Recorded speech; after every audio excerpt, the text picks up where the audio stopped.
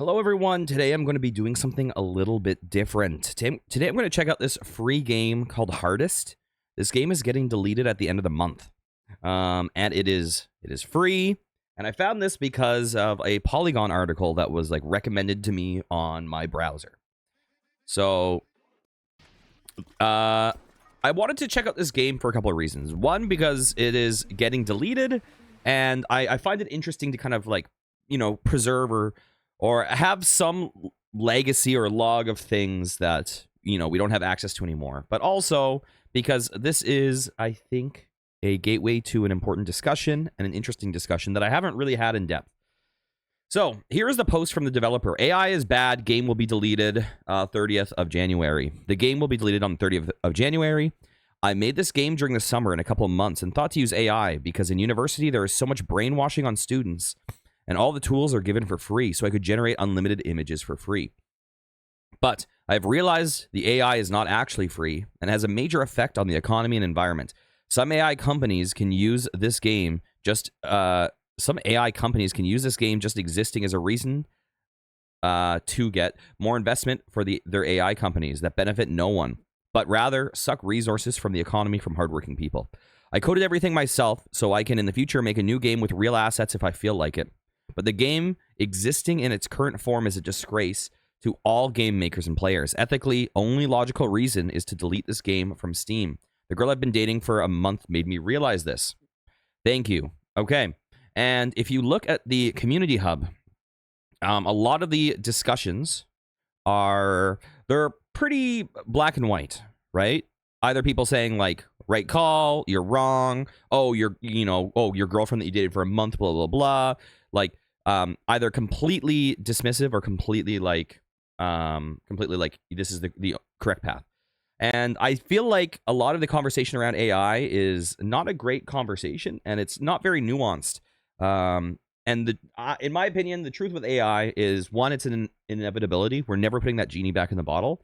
And so I think that what we actually need to do is find more ethical or ways to protect ourselves or ways to mitigate the damages while also maximizing the benefits AI will bring. So we'll get into this discussion shortly. But first, let's check out this game. Right? Okay. Boop. AI rap. Rock, paper, scissors. 3 points to win. Drag a card forward. Hold a card in hand to read its effects.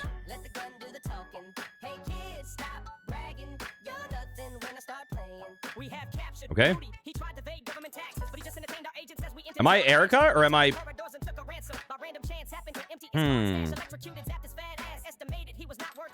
Uh-oh.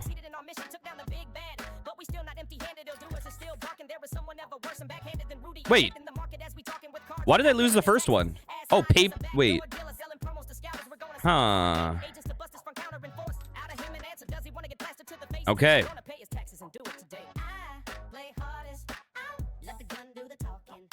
Oh, end of turn. Discard this from your hand. Let's see. Different effects. Yellowed paper. Played face down. Okay. Interesting. Can I read this? Cake scissors. Holy Bible. Defeats any undead. Automatically defeats any face down card. That's interesting. Oh, buried rust. I see. Defeats any gun. Played face down. How can I not play this? Okay. Okay.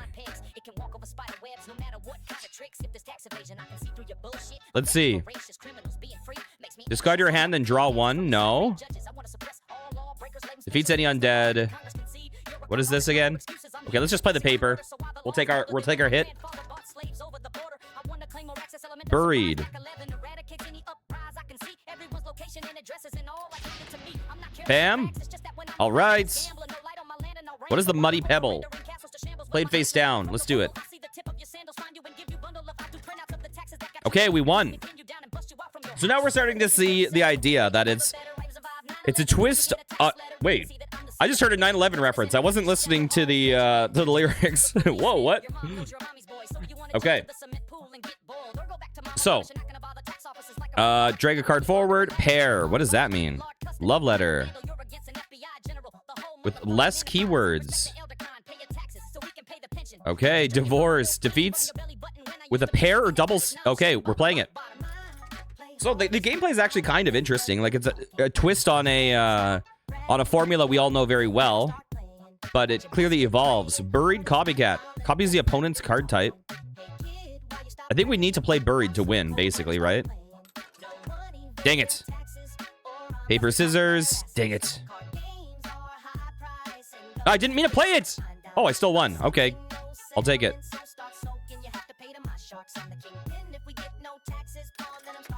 Okay, we won. I didn't even know what I was doing. A vampire cursed. So we're getting crazier and crazier types as time goes on. Copies opponent's card type. A nugget. Uh-oh. Can the nugget beat the wait, what is that even? Okay. You know what? Let's save the gun. Okay, we got double points. Thank God. It won. We gotta play buried. Oh no. Oh, we got it. We super won. What is this? Fights up to 3 random cards in the opponent's hand. If loses, lose 3 points. Oh no. I didn't mean to play that. We won.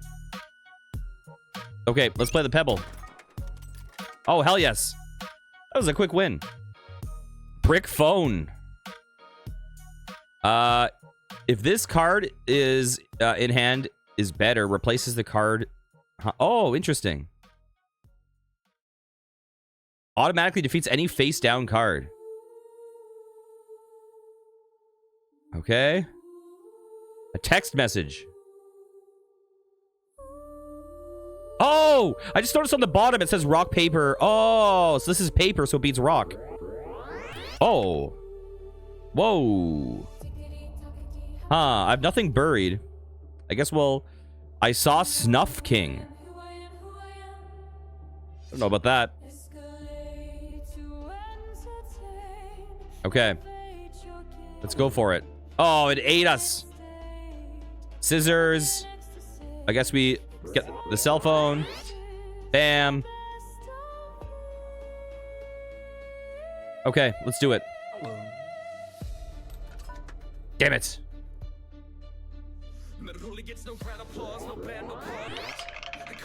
What? Okay. I guess it's all kind of equal right now, right? They're all digital. So I wonder how many layers there are to this game. If it keeps unfolding.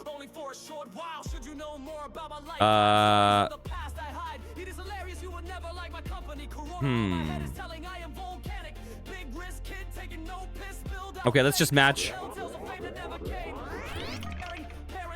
Beautiful. It's all the same. Okay, rock. Do we have any paper? We do not. Influencer. What the hell is this? Opponent's top card becomes pebble.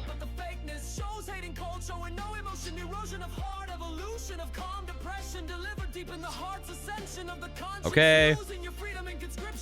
There we go. We won. Okay.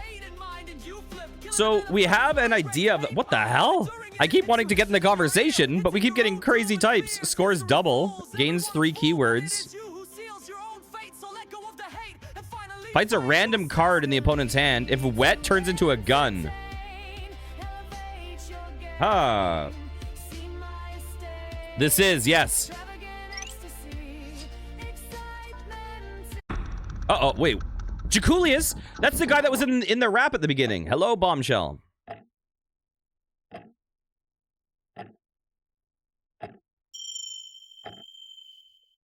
Give it to me. Okay. Ouch, ouch. Oh my god. Oh my god. What is this? Pairbreaker. Defeat any card. Wait, what? Nut collector. Shuffle 3 nuts into your deck. Eats the first card the opponent plays. Defeats any card pair with a double stamp. Eats the first card the opponent plays. High nut. Nuts on any face down card. Okay, listen. Oh, interesting. If loses, draw 2. Let's see. Destroy a random card in the opponent's hand. All right, we'll get that. Each card in opponent's hand becomes a random card of the same type. If the card in the hand is better, replaces the card on the field. Okay, I guess we'll take it. All right. What is this stuff here? Anything? All right. Let me turn this music down a bit. Okay. So, I think we get an idea of the game. It's actually a pretty fun concept. It's kind of cute that you're just like, you know, I remember people were enamored with that, like, what was it, Rock, Paper, Scissors 25, where they're like, oh, nuclear bomb. I do cockroach. Cockroach survives nuclear bomb. Cockroach wins. And there was like a whole big chart, right? And this is kind of a formula on that. So the game itself is cute, right? And it's a free game. So AI discussion aside, right? So this is a 52% rating. I think that this 52% rating is probably hugely warped because of the use of AI, right? I think that we can probably assume that it's. But here, let me mute this and actually have a discussion for myself.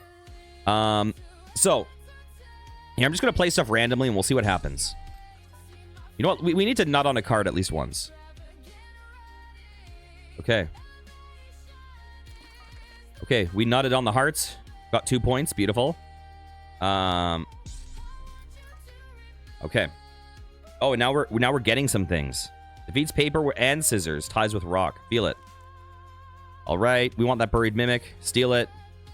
What is this? A high nut? Oh, does that mean we already have it? Apex predator. End of turn werewolf. In hand. Become the color you played. And okay. You know what? We don't care about the strategy right now. We're just playing stuff when we're talking. All right. So I think that with this AI discussion, we need to... It's not just a completely black and white thing, right? Because the reality is AI is never going back in the bottle, right? It's not the... Oh, God. Oh, God. You know, whenever you have these technologies that are super beneficial for on the consumer's end, like, you know, when you have Amazon will have damaged the box stores. Steam will have damaged, you know, video game stores. Streaming will have damaged movie theaters. You can never put these things that are so consumer beneficial back in the box, right? You know what? I can't concentrate while this game is too captivating. So let's just talk. Okay? Let's talk. You can't put that genie back in the bottle. And so I think that rather than focusing on saying ban it, we also just politically can't ban it, right? Because the reality is, if we stop doing, like, when I say we, I'm saying, let's say the Western society stops developing AI or puts big restrictions on it, the reality is, you know, economic or political rivals or adversaries won't stop. And AI has a lot of powerful implications in the world down the road, right? So it's kind of like there's an element where there's like nuclear disarmament, right? Like an element of like Cold War aspect to it, where, listen, America needed nuclear bombs because Russia had nuclear bombs. Russia needed nuclear bombs because America had nuclear bombs, right? There's an element of like forced development. So there's that. You support the banning of AI. RAM prices are in crisis mode. SSD is coming. And that's without considering the fact that it doesn't provide a single useful feature. That AI doesn't provide a single useful feature. I think that AI has the potential to be one of the most important developments in our society. I also think it has the potential and realistically probably inevitability to be extremely damaging to a lot of sectors in society. So first things first. Let's talk about me, okay? Because I think a lot of people can talk about this stuff without any connection to it. So, I don't know if you guys know, but up until about a year ago, for like 15 years, I was a professional musician, okay? I have retired from music this past year because I did not see a future in it. It was economically unviable. And the reality with the music industry is we've seen a decay in the music industry that has predated AI. But I think right now artists have had a boom in the digital era. I think artists are now feeling just like a holy crap, our career is just getting stolen from us in an instant, right? The reality is, if you go back to even to the 1980s, for when I'm saying musician, I'm not talking about Taylor Swift, right? There's always going to be a Taylor Swift out there, right? I'm talking about career instrumentalists. I'm talking about the people that are, the workers in bands, right? We're not talking about the like superstars that are going to be, selling these huge records, right? That's a whole other world that is just a completely different discussion, okay?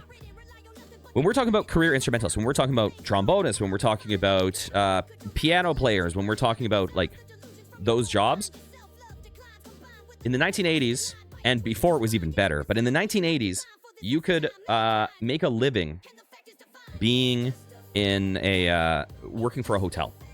And you would have these different hotels in the city, and each hotel would have one big band. And so my job would be, listen, I'm going to be in the section of like 3 or 4 trombone players and whatever, 5 saxophone players, 4 trumpet players, whatever. The hotel is going to pay me a wage. I just work for this hotel. I just know this music. I have a steady income playing music, and that is my life, right? This is my responsibility. And by the time I got into music, our responsibility is take everything you can, right? Learn everything you can. Learn jazz, learn blues, learn the top 40s hits. If an Indian wedding wants to hire you, learn the Indian repertoire. I was playing Latin music. You play everything you can, and you're fighting for scraps, and you're all competing for the lowest. Basically, you're competing each other. There's none of these like hotel gigs. The only real steady gigs are like, if you get in the cruise ship circuit, you can do that, but even that has died. Or like if you get into like a Broadway, right? And those people sit on those chairs forever, right? And they're going to be all the like 50-year-old pluses that sit on those chairs until it's their time to retire, and then someone else will take that seat. Right? Very, very unhealthy scene. The truth is, if you look at professional musicians, they almost all are also professors, teachers, work in retail, like at these stores. They almost all have something else because the industry is so rotted. And the other thing I've learned is that, it's like, okay, I want to listen to a salsa band. It costs me $2,000 to book this band or whatever. It costs me $1,500 to book this band.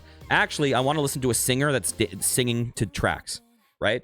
That the addition of being able to set up a sound system and play tracks and sing over it has just made it so people are going to say, why would I ever hire a band, right? That we've kind of forced our own obsolescence. And the truth is that in general, the people, obviously there's exceptions, but in general, the people that care about art are artists. Right? The people that really care about the integrity of music in general is musicians. And for the average customer and definitely for the average club owner or venue owner or whatever, the average club goer or whatever just cares about the experience, right? It doesn't need to be the authenticity of the experience, it just needs to be like the feeling of the experience. In general, not everyone, obviously. And the average club owner cares about the profit, right? And so I've kind of experienced the end of the average viability of music as a career, unless you get really lucky, is basically over. Also, when I started university, the summer job that people would say, I'm going to work for Carnival Cruises, I'll play in a band, right? So that was in year 1. That's what people did. Oh, just audition for a cruise ship, you'll get on, blah, blah, blah, do it. At the end of those 4 years, they said, listen, we're cutting the horns. We can just hire trios, right? We can just get, or quartet, right? Singer, piano, bass, maybe drums, whatever. And we don't need to hire horns, right? And over the course of 4 years, I saw the decay of the summer job being work for a few months on cruise ships to that's just not a thing unless you're like a piano player or something, right? So I do have a lot of sympathy for this, because I think that this is bad. right? I think that there is value to art. I think there is value to the human connection, and I think AI has the potential to strip away that. And I also think there is something sad about we had this kind of idea of there was a utopian idea about when AI, like before AI was really hitting, right? Like in the 2010s, where the thing is like, oh, we can have like a communist utopia, right? Where AI will, replace robotics, and it will take, all these hard jobs that damage our bodies and the jobs that no one wants to do. And then we can all just become artists and streamers and, express ourselves. And the truth is, AI is not good at laying bricks. AI is good at doing art. AI is good at doing music. AI is good at doing knowledge work. AI is good at replacing like paralegals. It's good at replacing things that people go to college for. And so now we have this thing where people are saying, well, learn to be a plumber, right? And so it's this weird thing where for the companies, it's been really beneficial for like the top line for a lot of companies, but broadly in society at this point, what it's done is it's saying, wait, this has kind of robbed us of the aspirational jobs that we dream of having time to do, right? It's robbing us of our passions in certain ways on a societal level, right? But there's also multiple levels to look at this, right? So I don't know the story of the person that made this game, right?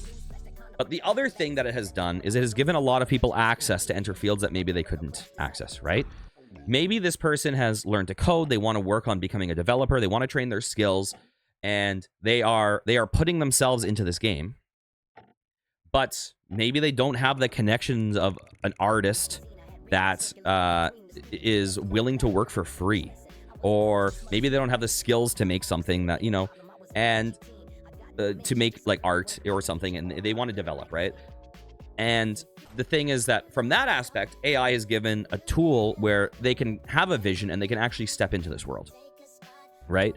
So there's clearly benefits for certain people. You've seen so many people entering, like with the digitization of music, you now see tons of people entering, creating music, putting it out there, right? Like Pokalals, the streamer on Twitch, has created a bunch of music that honestly, a lot of it's quite catchy. And, he's not, playing an instrument and having to hire a clarinetist and a viola player, right? He says, okay, I have my digital program, and I'm going to learn how to use this program, and I'm going to record my samples and figure it out, and I'll release stuff that I like, right? And so there's an aspect where the ability for more people to be able to access this creation is pretty cool, right? So there is that, right? There's an element of like de-eliting some of these fields. But from a career standpoint, it also has the effect of flooding the fields, right? And so I do think that there's I find it kind of sad a little bit to look at YouTube now, and God, it's so sad to look at Twitter now. But there, the dead internet theory is really coming to life, right? And it's just going to get worse. I think that people now say that, listen, don't quote my fake stats, okay? But I believe that there's more bots on the internet than people now. And so it's a thing so we've hit this tipping point where over time now, when you're seeing comments on the internet, when you're seeing discussion, it's more likely to not be human than it is to be human. And the other thing is that I think that, early internet, there used to be a lot of, there was like, it wasn't super, consumer friendly. It was just a bunch of different islands that you could kind of explore. And now it's very like, now with the way that the algorithms work, we're kind of like force-fed things. And generally it's stuff that we want to see. And generally what we want to see is outrage, right? So, like, if I wanted this video to get a lot of views, what would incentivize me is saying like, this game is ruining the industry, or like, whatever. Oh, girlfriend, like like to be like hateful about things that I don't actually feel. And I think that a lot of times nuance gets lost, and I see a lot of these discussions become so black and white because everything now that we see is so politicized, and it's so everything has to be 100% good or evil. And I think the reality is we need to be pragmatic about things, right? At a certain point, I think that we need to become more outcome oriented. So are we getting rid of AI? We can't get rid of AI, right? Our stock market is completely propped up by AI. Like, if we stop AI, well, China's not going to stop development on AI, right? So from just a cybersecurity level, sure. From a cybersecurity level, like, you know, our militaries or whatever need to develop AI technology. They have to do it, right? They're forced into it. And so I think pragmatically, we kind of want to look at what is the world we want to live in at the end of the day, right? So for me, I want a world where, you know, if we're, okay, there's different scales of what I want, right? I want a human connection, right? I don't want us all forced to use poor systems that make mistakes at a higher rate than humans. No, that's not correct. Listen, man. I don't know if you remember when I started stream. I used to experiment with a like AI. The rich want to force AI because they can make money without work input. Yeah, that's true. But what I'm saying is, how do you pragmatically deal with this, right? Because if we ban it here, it's not going to get banned elsewhere in the world, right? That technology. Okay, so we topple the government. Like, the reality is, pragmatically, we need to do protections, right? Do we want all artists to starve? No, right? We want to, like, find a way to mitigate the damages done by it, right? So I think that we need to push for the reality is the end of humanity is coming with AI and stopping it sooner than late. But how do you stop it? Hey, Kay. How do you stop China from developing AI, right? How do you stop North Korea from developing AI?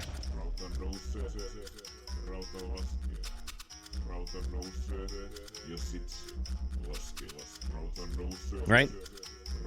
Like, there isn't, you know, would the world have been better off if if we didn't have nuclear bombs?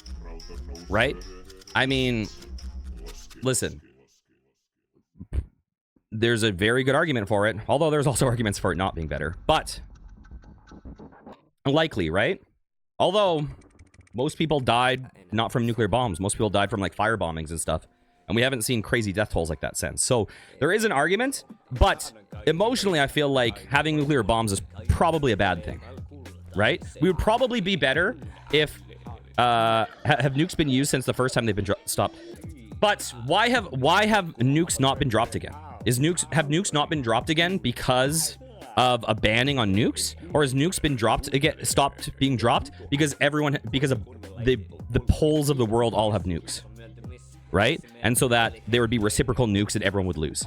The reason nukes haven't been dropped again is because the reciprocal use of nukes would be devastating, right? But let's say America's like, you know what? You're right. We shouldn't have nukes. You know what? Nukes are bad. It's only bad for the world. And Russia is like, haha, okay, you guys can do that, right?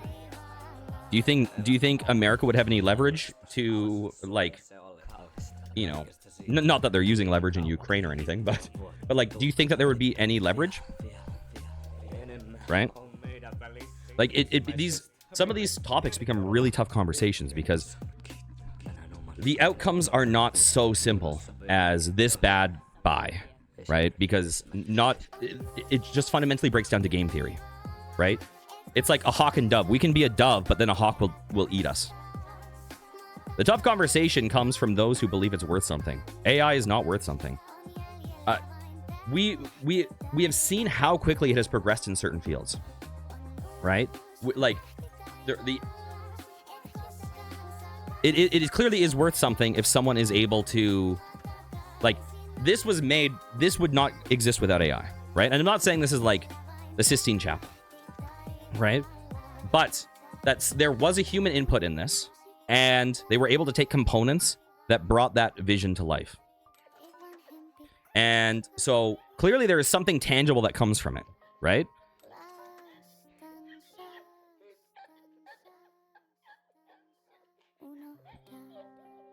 Okay, it could very easily, if they had the connections, if they had people who were willing to work for free.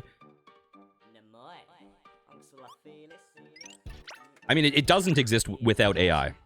So it does provide something tangible, because without it, there's no game, right? It's currently a set of code in GitHub, right? And someone could volunteer their time if they want.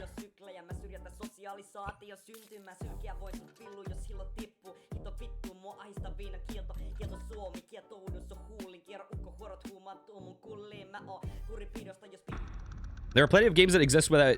Yeah, there's plenty of games that exist without AI, sure.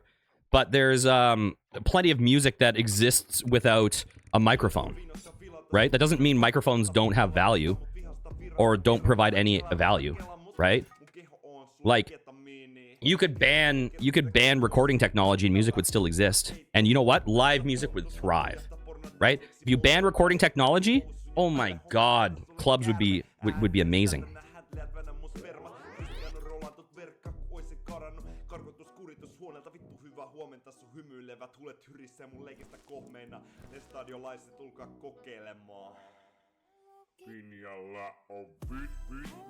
Right? I don't even know what I'm doing in this game right now. I have the music turned off and I'm just plugging stuff in.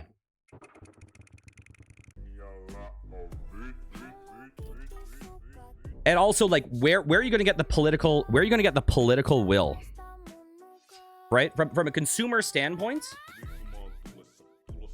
like, we've seen this over and over, where, you know, anytime you have, like, monopolies, there's going to be a toll on a lot of companies and a lot of people's individual, like, you know, ability to generate their own income. But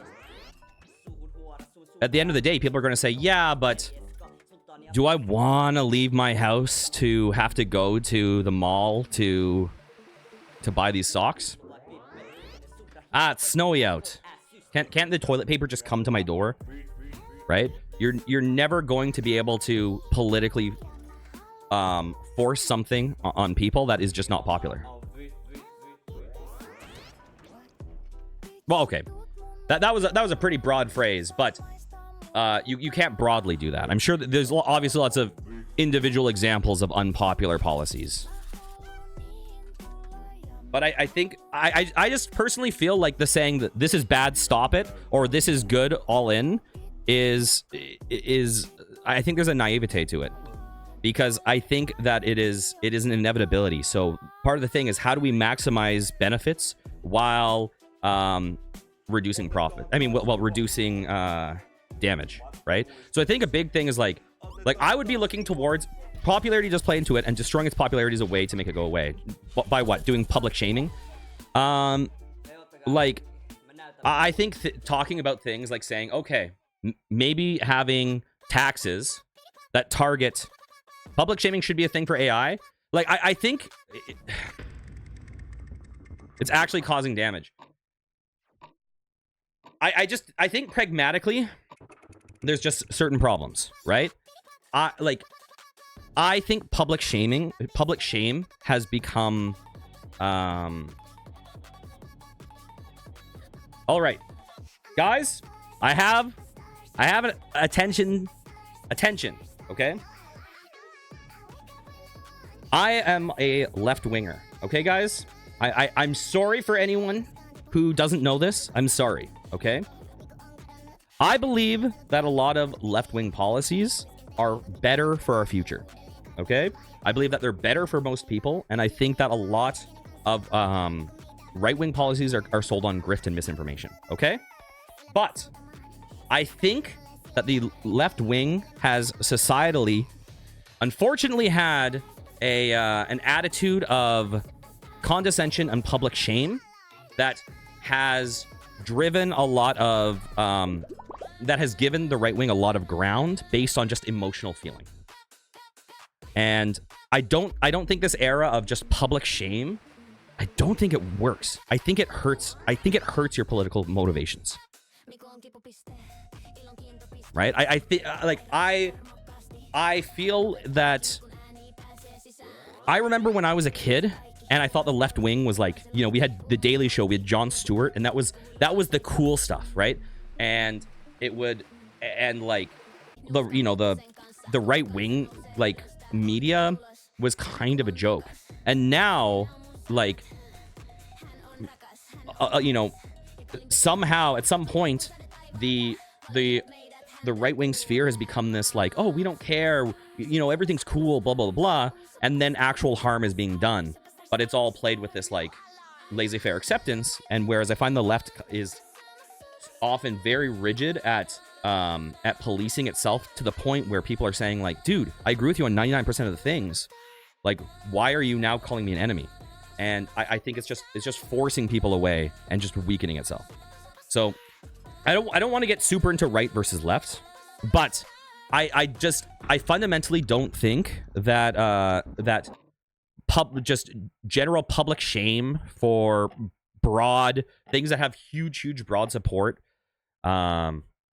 is necessarily the best. Like I think that we need to say, what outcomes do we want, right? We want people to be able to have human connection. So look, when you have 192 gigabytes of RAM that go from $600 to $2,500, you have tangible proof of damage for consumers. Eventually that will translate to this companies to upgrade their PCs that cost 5 times the price. Okay.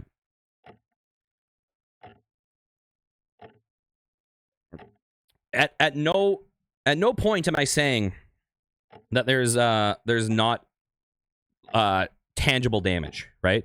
There's tangible damage and there's tangible benefit. Both exist. And I think in some spheres, I think broadly societally unchecked, I think AI is going to be very damaging to our lifestyle, right? Now, for the record, this game Hardest isn't created by some big corporation. This game isn't hurting anyone, okay? No one is hurt in the making of this game. Now, you might say, oh, it's hurt by the normalization of technology that benefits whatever, okay? The issues are when you want the bubble to pop. The question is, what happens when the bubble pops, though? Right? You know, some of these companies are so I mean, that's assuming it's a bubble. Financially, speculatively held up, right? By investment in AI. That what happens when there's a you know, a great recession?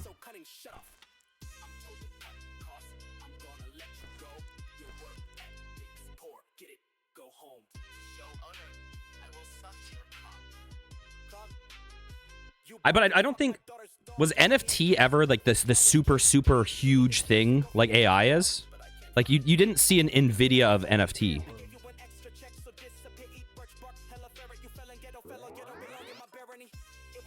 I mean, you also say Square Enix is still fine. Like, GameStop had their own NFT market. Dude, you have companies worth $4 trillion now. Like, none of that was coming from NFT.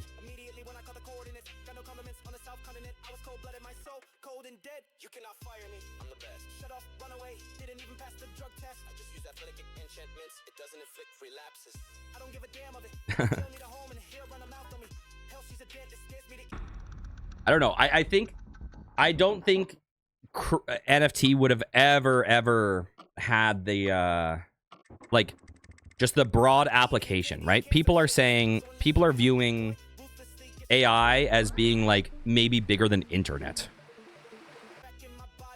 AI is going to pop the same way. I mean, it likely will pop. It doesn't provide the same level of nothing. That's just not true. Like, why are when you're saying it provides nothing, I think you're saying it provides nothing to like this artist, or it provides. You're talking about false equivalence. Lead paint is an extremely false equivalence.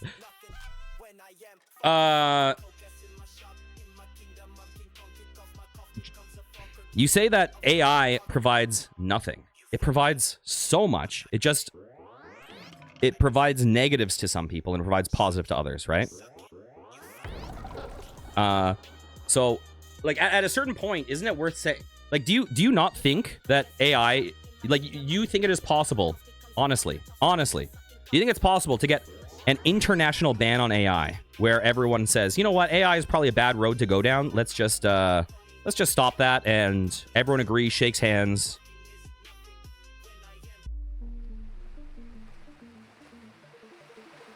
Or do you think it's just saying, listen, we'll just be the doves, we'll lead by example, and you know what, no more AI, but you guys can get your quantum computers and learn to hack every piece of our, all of our email, all of our passwords, everything, and we won't have the cybersecurity to be able to defend against that, because we aren't training with hyper AI. Like, there's just the reality is AI is not just beneficial like as a consumer thing, but also in terms of international security and things like that.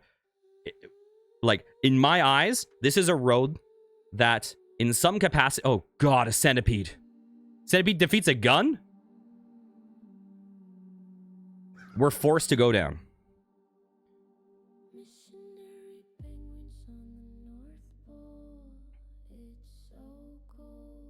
Right? Like, it just becomes a game theory.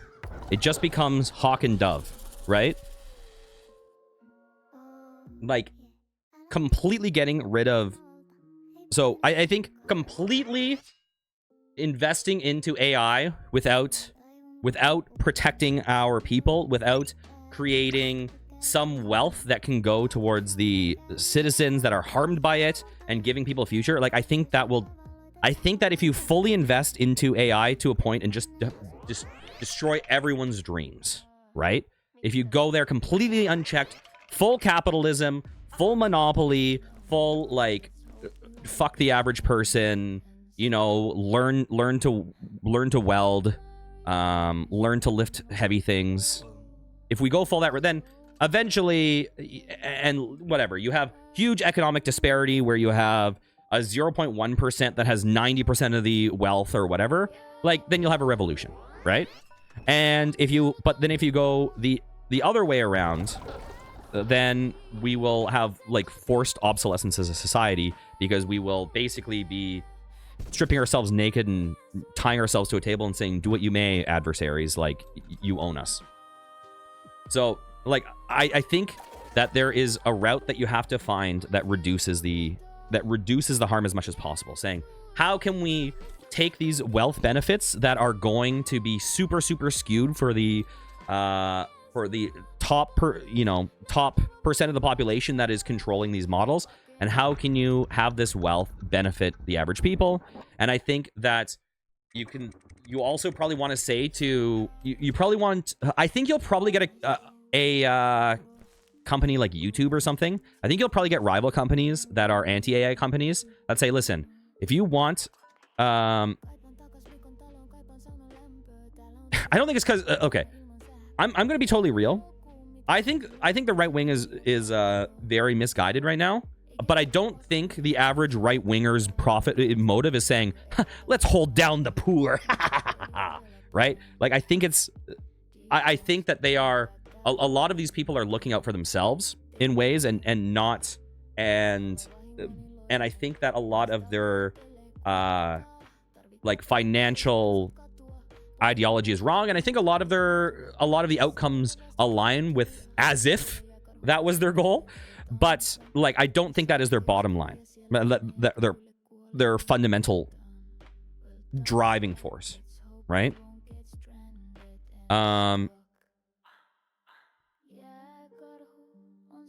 Sorry, I was distracted from what I was saying, and I don't remember what I was saying, though.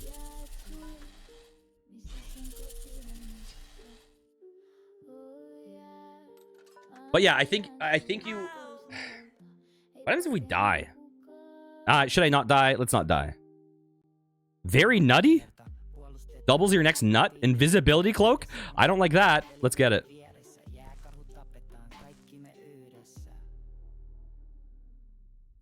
Victim? Winning and losing are reversed. Okay, that's cool. You mean Musk wants you to use AI? Okay.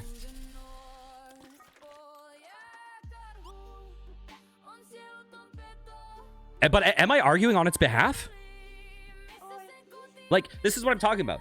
Like, I've literally said that if we don't change how we're approaching it, but that's because you're viewing it completely black and white, right?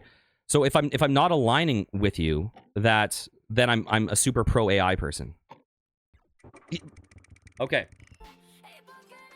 You literally said it should exist. So the existence of it. So in your view, oh, you still haven't answered. So what do we do if we get rid of AI? How do you stop China from developing AI? How do you protect ourselves from that? Yeah, but Elon Musk would say that I'm against him. He would say I'm on the opposite side because I'm arguing that we should probably implement certain taxes that any income that they are basically saving from AI or whatever is it needs to go back to people that are being harmed by it, right? Like, that is hurting their bottom line, but it's benefiting the people that are harmed by it. So apparently I'm your adversary, but I'm also their adversary, right? Like, this is what I'm saying. It's not a black and white thing. It's trying to find the path through because we can't, like, this is an inevitability. You're not going to stop this. You're not going to stop it. So how do you prevent the people from just being completely broke? How do you maximize people still having feelings of authenticity and human connection? How do you like, these are the things that I care about, is like gaining as much as we can from it, but not losing all the things that AI is on the route to rob from us.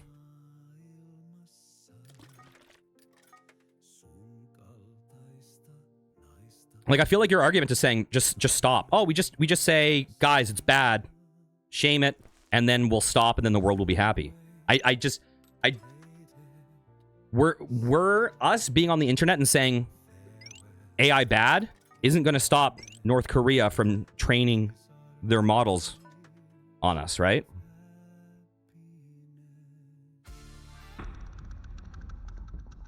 How do you stop economic adversaries or rivals from developing it? That's what I want to know.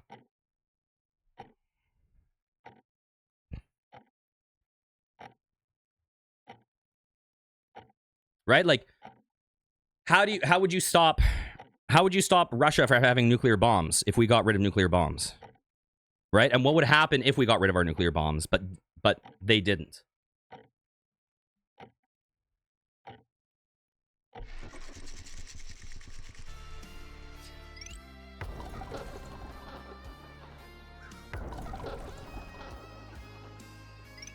So anyways, one thing I want to say, I don't know if the developer is the developer's probably not going to see this, but personally, I feel like the developer shouldn't feel shame for this game. I feel like this game is fun, right? It's kind of a cute concept, and I feel like there is value to it in its own way, right? And sure, like, in a perfect world, okay, you find a friend who is willing to do art for it or whatever that is up to the standard you want to do. But this game already exists, and I don't see, like, I see value in this being, in this existing now that it's out there. And even if they used AI, it'd probably still put a lot of work into it. Yeah, so from their standpoint, they're saying, well, listen, like, if you actually look at what they say in their description, they're saying, well, I'm not deleting the game, I'm keeping the code on GitHub, so the work I put into it, the human code, it still exists. It's like, okay, sure, but a GitHub amount of code with no assets or whatever, that's not the game. Like, it's not preserved, right? It's part of a game. Like, it's the idea that, okay, maybe, like, you could create another version of this hypothetically, or someone could. It's preserved in that way. But I feel like there was still clearly intentionality behind this game. There was still a concept that was human at the end of the day, and that this is also a stepping stone in their journey for becoming a developer, right? I think that developing these skills, experimenting with these ideas, these are good things. And you know what? It would be cool to have your own studio with someone else to create stuff, art for it. Like, I think that would be cooler, but it's not, economically realistic for everyone, right? And does that mean that this person should say, well, I guess I'll just learn to code and never release anything, or it will all be like temporary, like MS Paint drawings or something? Like, I don't see the harm in the existence of this.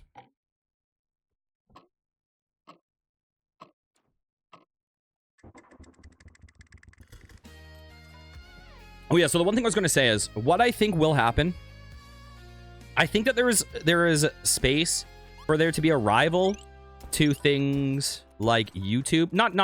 Okay, nothing is going to compete with YouTube, right? YouTube is so much bigger than Netflix. It's so much, like, it is the platform, okay? It's so much bigger than every competitor. But I think that there's a space for a platform like YouTube that focuses on saying, here's what I think you could have happen. I think you could have a platform. Okay, the art assets used AI means real artists had their art stolen and used to train the model. All the AI is factually theft. I think factually theft is a bit of a stretch. I think that yes, there should probably be. I think that companies should probably license art for training or whatever. Like what it's trained on should probably benefit the people that it's training off of. But the reality is, anytime someone creates music, anytime someone creates art, they're drawing from their inspirations, right? They're taking these pieces of these things. And some people say it's fundamentally different because it's ones and zeros. So like there's something more literal about the theft than like the abstract, purity of the human mind. But the thing is, like, as a musician, like, what do they say? What was that quote? It's like, there's some quote about art, which is like, those who are good something, those who are great steal. There's some famous art quote, right? It's you're constantly as an artist taking pieces from things that you've heard before. As a musician, you're transcribing people's solos. Like that's what you do in university, right? You're saying, "Oh, I love this Tom Harrell solo on Comrade Conrad by Bill Evans." So I'm going to write it down and I'm going to analyze it, and I'm going to see what they're doing, and I'm going to incorporate that into myself. Like, I'm not paying Tom Harrell. Well, I mean, okay, I'm paying him because I bought his album, or because I bought Bill Evans' album. I don't know if Tom Harrell's getting royalties. He probably is. But I think on a certain level, like, that's how art is created. AI models are being sued because their companies are violating copyrights. Yeah. I mean, but I'm saying that they should probably pay to access licenses, right? Like, I'm not saying go ham. Now, here's my question. If you had an AI model, if you had an AI music model and they said, okay, we're going to make a deal with Universal Records and we're going to train off this music, and this money that they train off of is going to go to all the artists who blah, blah, blah. And maybe artists have to check a box to consent. And if they consent, they'll get it. They'll get money. Would you have a problem with that? Would you have a problem with that AI that does train off of people that consent to have their work and they get a financial kickback from it? Would you have a problem with that?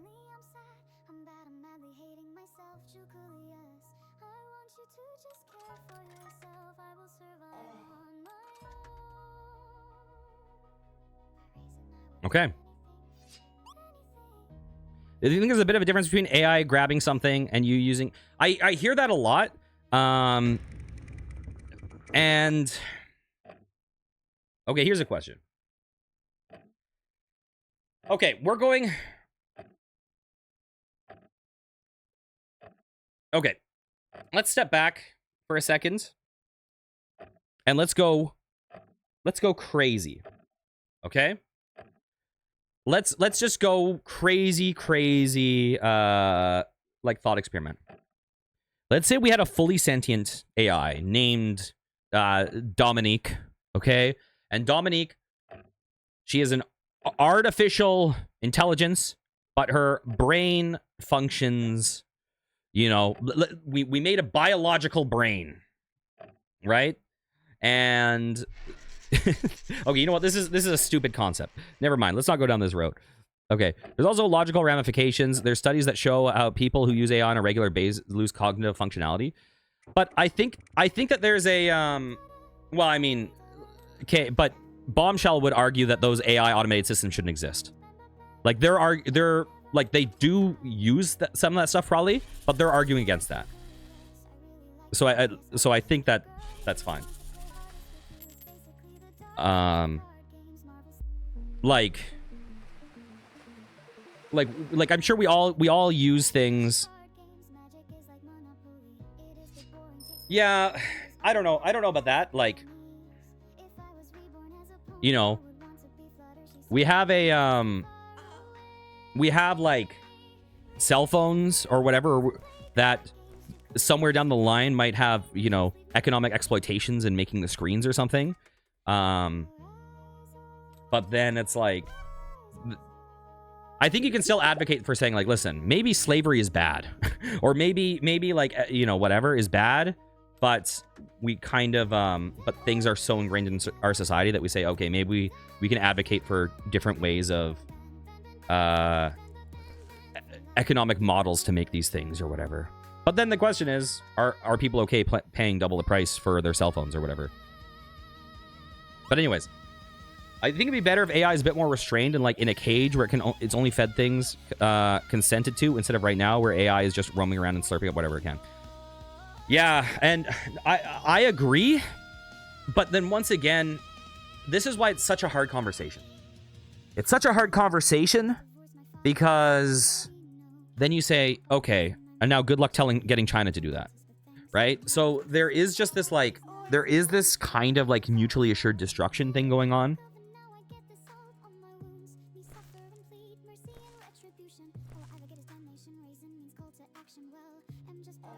Like, it's just really hard to disarm one side.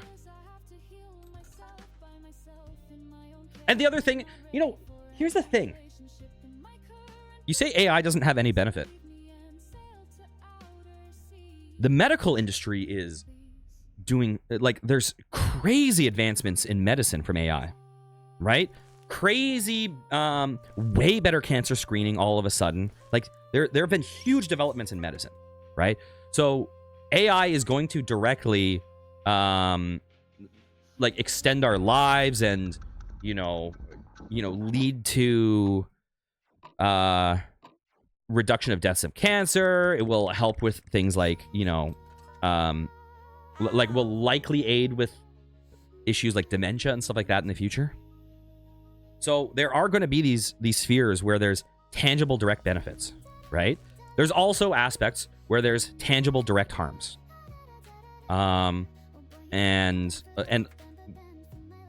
you know, we're seeing it in a ton of industries. So like, I just don't see it as this black and white thing. I just don't see it.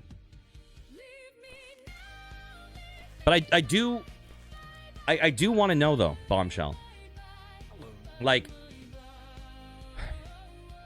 if we, when I say we, I'm saying Western world. If the Western pole, the Western political pole, America, American allies, American economic sphere of influence, if they were able to disarm, what am I looking at? If they were able to disarm AI, no more AI, banned, human labor only, boom, we all agree, handshake, everyone abides by it, right? Then how would you deal with something like China saying like, okay, have fun with that. We're still gonna, you know, train our AI on the internet. Good luck, bros. Like, how do you deal with that? one-sided disarmament? Or how do you enforce your will to say no, you have to follow these laws?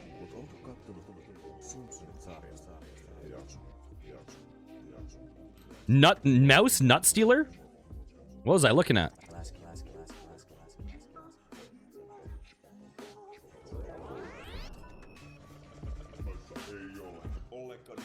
China could not afford to employ AI to stop workforce. Too many people. You don't think that... So you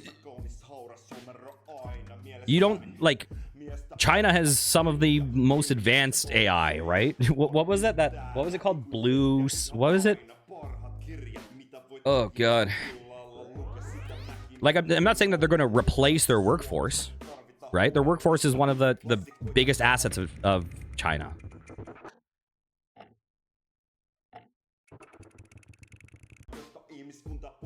So Western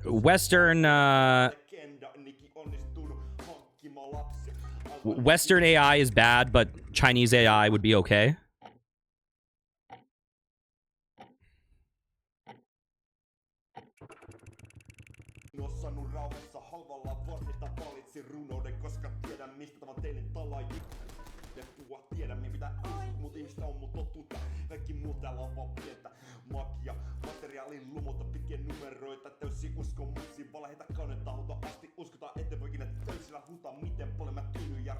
But I don't see how that solves any of the problems. Like these statements answer nothing. Okay, so culturally, sure, they don't care about copyright, blah blah blah blah. But then you still give them access to AI where they can not care about copyright. You don't see how your argument is credible. But okay, fear-mongering, how is that not a logical fallacy?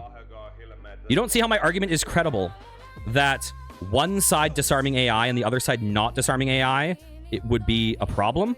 It's fear-mongering? What would happen if America said, you know what? No nuclear bombs, and Russia is like, haha, you can't tell us what the, we're invading Ukraine and you won't have anything to say about it, we'll drop a nuke on your head. Right? Okay, wait. Okay, let's not get we're all friends here. Okay? We could have disagreements. Let's not we'll try to not personalize. No. No.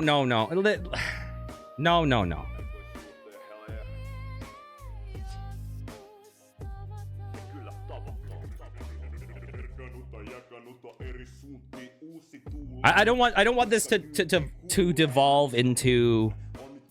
No. It's like everyone has heard of the like Chinese bootleg market, right? It's not saying like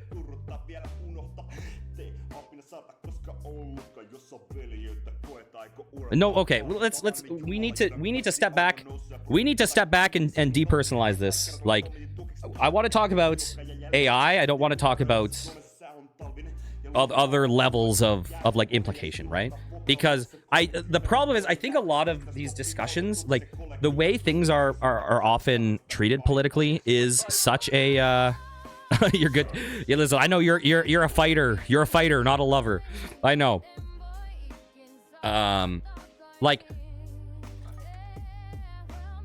clearly Bombshell and I are like disagreeing on how things should go, but I'm not like, I don't think anything negatively of Bombshell because of Bombshell's opinions, right? Like there's a disagreement here when it comes to like how we think things will play out, but I don't think Bombshell's a racist. I don't think, like, the reason Bombshell has these opinions is Bombshell thinks that this will lead to less harm in society, right?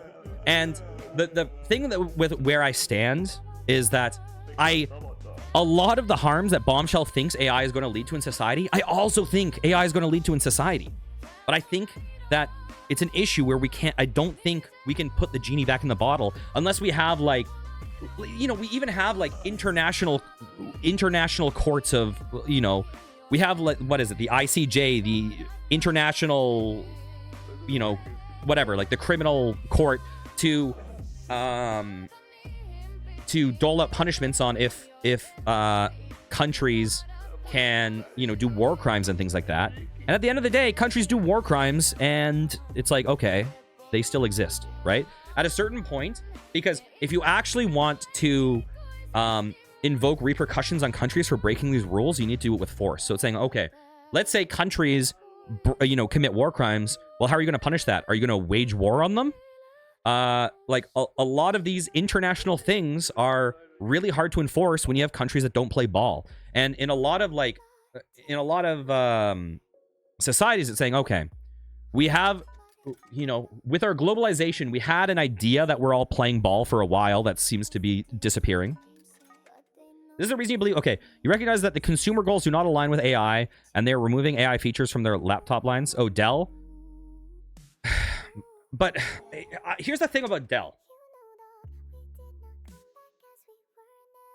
Dell was one of the most, for a while, like one of the biggest, most powerful kind of like computer assembler distributors, right? They had a model that was like groundbreaking from a business. My dad studied Dell in university, right? Like, but Dell has kind of faded to irrelevancy, right? And at a certain point, I think it's, listen, I'm not saying this is a good argument, but I'm just saying, I think that at a certain point, you want some of these companies probably want to say, okay, how do we compete with these other, when we can't compete in the realm of like monopoly anymore, how do we compete? Well, we can carve out this idea. At CES, they announced this. Like, I think that that it might be something where they're saying, hey, this might be politically advantageous for us, or this might be advantageous for a company, for people that care about this. But if Microsoft did this, or if whatever, you know, if the biggest companies did that, would it benefit them? Probably not. I don't know. You don't remember, dude? You're getting a Dell. I remember that. I don't know. Oh, so one thing I wanted to say. So I think there is room on the internet for things like, okay, this would be bad if it got hacked, but I think there's an opening for social media that does have verification, where you can only have one account, and it requires personal verification to get in on some level, and so you know you're interacting with humans. And I think that there is there's a road for like YouTube, things like that. Microsoft is complaining that people are calling it microslop because AI is causing them distress. I mean, listen. Look, we go to Google. Like, Google AI right now is like, it gives so much misinformation, it's insane, right? Like, what's a question that I know? Like, oh god,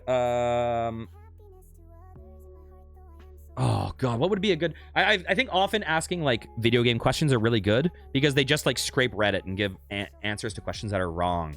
Like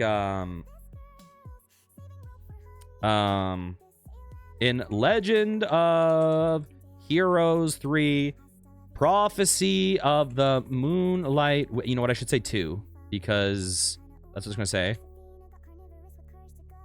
What is the second country you go to?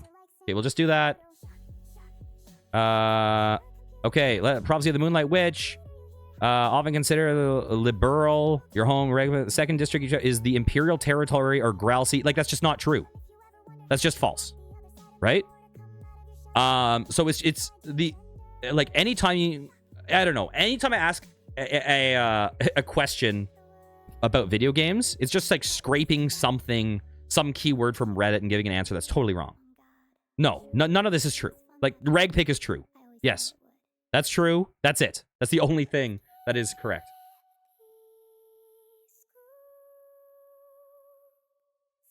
But I'm sure over time it can get better. I very briefly, I signed up for a thing that was like I didn't really do anything with it, but when I quit music, I was looking for financial opportunities. And one of the financial opportunities I looked at was a thing called data annotation. and it's basically a site that you take some tests to get approved for, and if you do it, you're basically you're a human AI trainer. And what you do is you're trying to make sure it's being accurate, that it's not saying harmful things. They have a lot of rules saying, like, okay, you have to make sure it's not being racist, it's not giving factual misinformation, it's not like hallucinating things, it's not being harmful. I kind of looked into that, and then I didn't even really do anything. I just did some tests and got approved, and then I was like, maybe let's not. So there clearly are like big efforts to try to... Oh, it was also a complex job too, because there's so many... When you're gauging if these things are accurate, you need to gauge it on, like...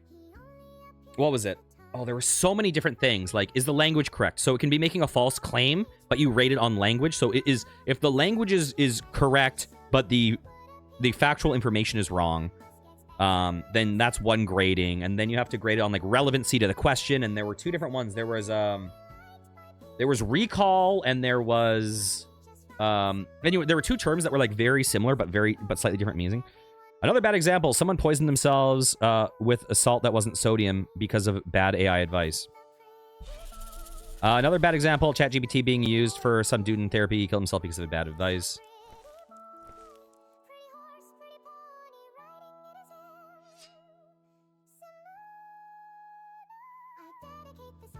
Like, okay. The reality is, it becomes a very difficult topic with some of these things, because when you have this technology that people are over relying on, there is a responsibility of the companies to like really try to mitigate harm, right? And I think we're in a really weird time with AI in certain areas, because I think that we have an issue where a lot of people are really, really freaking lonely. They're not feeling connection. And, you know, social media in theory gives us way more connection, but it's a lot of fake connection. It's a lot of posturing. It's a lot of, framing how you act based on how other people act, and, you know, keeping up with the Joneses, and then a lot of like the algorithmic things on the internet are just like focused on getting clicks. So you start getting these like, and then people start saying, oh, well, we don't want to associate with people that have different views than us. So you get these echo chambers that become very, very, very black and white, and very like, you start becoming unable to hang out with people that have differences. And then people like take blah, blah, blah. And then at a certain point, you have all these people that just say like, you know what? Why am I even going to try to have any feeling of connection with people? It's like, okay, I'm a whatever. I'm a fat, ugly, lonely guy. No one likes me, but I can generate my perfect woman, and she will completely validate me, and she will never push back on anything I ever say, and she will always say I'm special, and she will always defend me, and blah, blah, blah, blah, blah. Who wouldn't like that? And it just like completely erodes our ability to, to have connection, to deal with friction, to deal with, to have personal growth. Like, infinite validation is not good. What if AI is used to manage a power grid? Middle of winter, cuts power to thousands of homes, killing them. Then what? I mean, what if humans manage power grids, and middle of winter, it cuts power to thousands of homes? Like, part of the problem, here's the thing, is that your last example kind of feeds into what I'm saying, though. What if we unilaterally disarm AI? We get rid of AI. Okay. Hang on a second. What if we... Well, what you do charge with AI, you would probably charge like engineers or whatever who did, or the companies who did not put what do you call it? Like fail safes or things like that in place. But what if we unilaterally disarm AI in America, and then China, right? Let's say there becomes, we disarm, things heat up in Taiwan. This become, we have this thing where we now have ships surrounding Taiwan on one side, China is occupying whatever, blah, blah, blah. And then China's like, okay, you know what? It's February. Let's use our AI, hack in the power grid. Okay, listen, I'm not saying China, like, this is just a hypothetical, okay? I'm not like, oh my God, China, the evil empire, okay? And I'm not like, you know, America, the holy empire. This is just an example, okay? And then what if China says, okay, we're going to hack into that power grid with our AI and shut it off. And we don't have the cybersecurity to prevent that. What then? Right? Like, that argument swings both ways.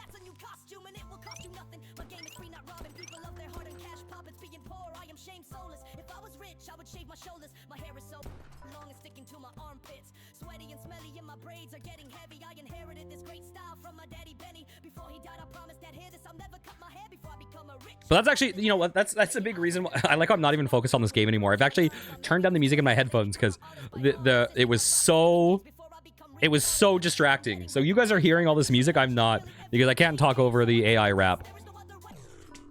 Hopefully it's not saying horrible stuff that I'm that I haven't heard. Hopefully it's not like spreading conspiracy theories and stuff.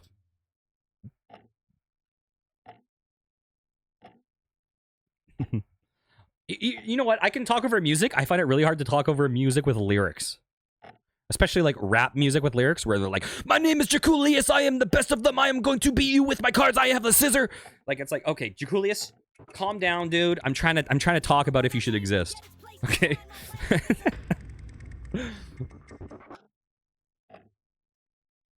Yeah. You know, here's the thing that's interesting. I think that we have a it is funny because I think in certain ways, Bombshell, that you and I are kind of arguing from different points, because I think that you're arguing that AI shouldn't exist, right? It ought not exist. And from your perspective, I'm saying AI ought to exist or it should exist. I'm not. I'm saying AI will exist, right? Like I'm taking that as that's already like a societal non-negotiable that I don't think we have control over. So for me, the ought isn't that it should exist. The ought is we ought mitigate the damage that it causes, right? We ought maximize the potential it brings. You view AI as a tool for capitalism to take from the poor. It should not exist.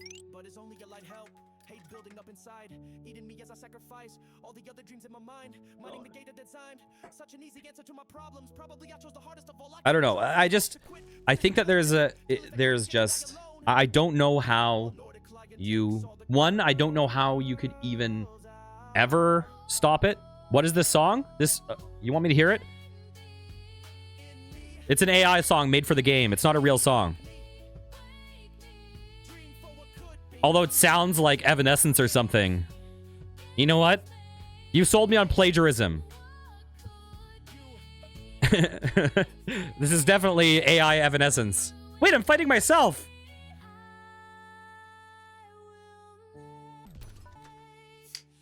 Yeah, like...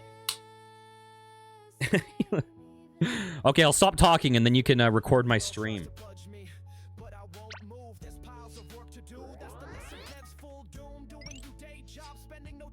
I mean, that's the thing. The reality with AI... Like, you don't think that Spotify isn't going to be... Okay, this is going to support Bombshell. But you just know Spotify is going to say, wait a minute. We can just get Spotify AI, and it will say, listen, you listen to, like, 36% Blink-182. You listen to 12% this obscure, like, Midwest emo band. You listen to this one math rock song that you like a lot. You listen to a little bit of Linkin Park. You listen to, and then it'll be like, dude, bro, I can write you the perfect song for you. And it will just like, it will just serve you on a platter, like, and at a certain point, it's like, yeah. And listen, Bombshell, we know that shit is coming. We know that shit is coming. There's no way it's not coming. I don't know if you know, guys know Kwebbelkop? Kwebbelkop is a, here, let's look this up, actually. This is funny in a horrifying way. Okay. Kwebbelkop AI. So Kwebbelkop was a streamer And he used to play with, what was it, like Jelly and Slogo Man, whatever. And then Kwebbelkop has made 2 different AIs. One that's like a cartoony, like Pixar AI, and one that's like realistic, I think. So is this? Bumbling through brush, my botanical escapade continues. Oh, is it? This is not a real one. Oh, Kwebbelkop AI was banned on YouTube. Okay, never mind. Okay, never mind. But when I saw this, he was training these AI models so that he could do live streams with ever streaming, and it was himself, right? And for me, I'm like, that is so fucking dystopian. Like, streaming is like the job most people want in the world. Well, most kids want in the world, right? And then to say like, okay, I'm now going to... I already have an audience. Now I'm going to turn this audience into a thing that can push out infinite content 100% of the time that's completely artificial and get all, like, and the other thing about YouTube that's really fucked is that we're not, it's not just the content that can be AI, right? We see AI content everywhere and it's like super hard to tell. But then the problem is dead internet theory. The bots then give views and upvotes and likes and engagement. And so what you can have is these people that become these self-fulfilling prophecies that are effectively meaningless views, right? And so I think you're going to have certain things happen in the next few years. I think you're going to have advertisers that get really pissed. And I think you're going to have an adpocalypse 2.0 on a lot of these sites where they say, dude, we want you to serve tailored ads that people see. And we want it to be genuine. So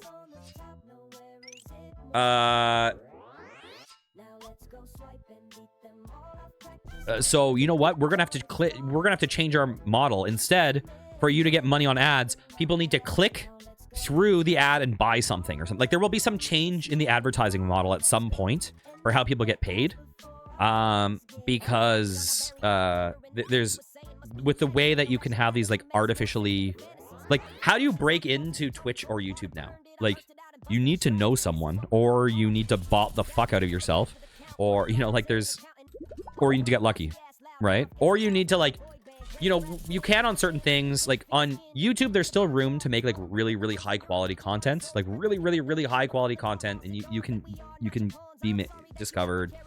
On Twitch, you can commit your life to a game and like really carve out a niche for yourself in that game. But to actually like break in and become like a new like big dog, how do you realistically do that, right? It's pretty connection driven, right? Like the age of like just random kind of natural emergent discovery is kind of over. I think I don't want to super get into capitalism conversation, broadly speaking, but I think that is a hard conversation, because I do think that unchecked capitalism is horrific, but I think that capitalism also does certain things really well. So I think, like, I view capitalism kind of like I view AI in certain ways. Like, I think it's good to take the best out of capitalism and try to mitigate the worst of capitalism.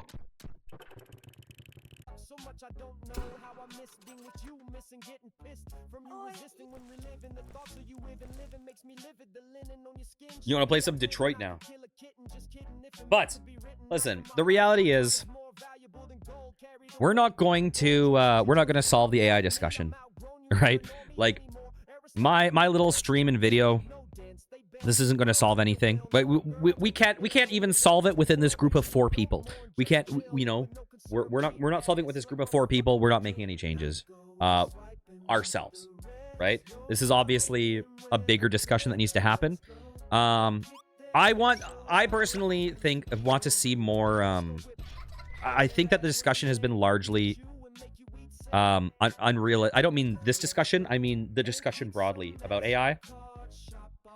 I think that the discussion, broadly speaking, in general, has been unrealistic on the topic and a little too black and white, a little too. And I think that sometimes there are certain things that, in my opinion, are inevitabilities for it to exist in some form, and And I would like to see more, like, how do we make it so that we have, like, okay, if I'm gonna get lefty mode for a second. Okay, let's get lefty mode for a second, okay? Left-winger mode for a second. Like, I'm like, okay. Let's say the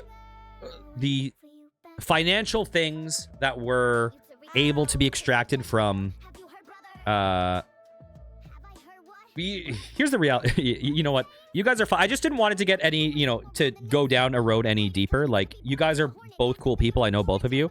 And, you know, we're in a very political era and everything gets really heated. And I've been in situations where I have agreed with people like 98%. And, you know, people have the 2% difference has caused people to, like, basically view me as a monster or something like that. Like I see that we're in a weird political time where things can get so heated so fast. So I want to prevent that because I just want to talk about the ideas. But I know at the end of the day, like, everyone here is a well-meaning person. So you're quite heated because you're... Yeah. Yes. Oh, listen. I'm going to tell you, like, I've been thinking a lot about the situation right now. United States. I don't want to go... well, here, I don't even know. Like, I think I might want to keep this as a separate conversation, but I'm with you. We have a private chat in our Discord that isn't exposed to everyone, where we vent our frustrations with current directions and how, like, human rights are kind of getting violated very dramatically and in a concerning fashion. But also, fundamentally, you know, I think that there's certain issues that shouldn't be partisan issues. I think that everything is so political right now.